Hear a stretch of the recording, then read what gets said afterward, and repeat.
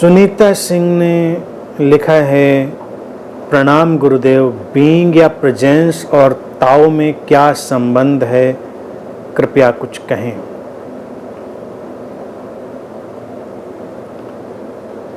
सब अंतर संबंधित है। ताओ है वो शाश्वत नियम, ताओ है वो शाश्वत धर्म।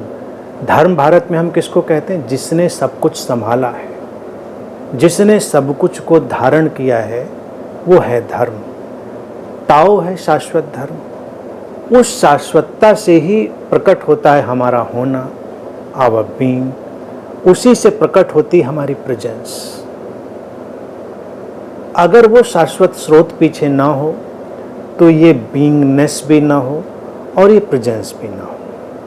तो ये सब एक अंतर संबंधित है। उनका जो संबंध पूछा है वो एक अंतर संबंधित है।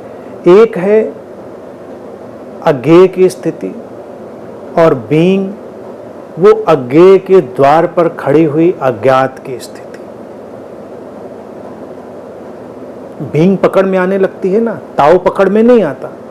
तो जब अज्ञेय से कल्पना करें, उदाहरण के लिए एक द्वार खुला अज्ञात में, तो उस द्वार पर खड़ी है बीइंग की अवस्था, जहां कुछ कुछ अज्ञेय है और बहुत कुछ अज्ञात है, अनोन है।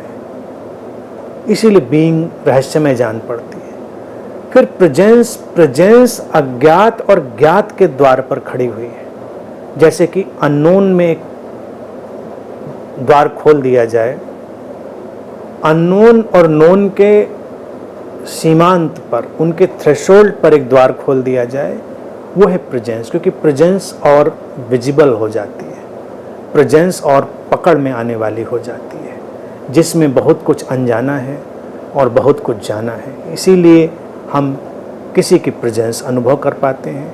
इसीलिए हम कोई भी व्यक्ति हो उसकी प्रेजेंस से रिलेट कर पाते हैं और वो प्रेजेंस हमको अज्ञात में भी छोड़ती है, वो प्रेजेंस हमको ज्ञात में भी लाती है।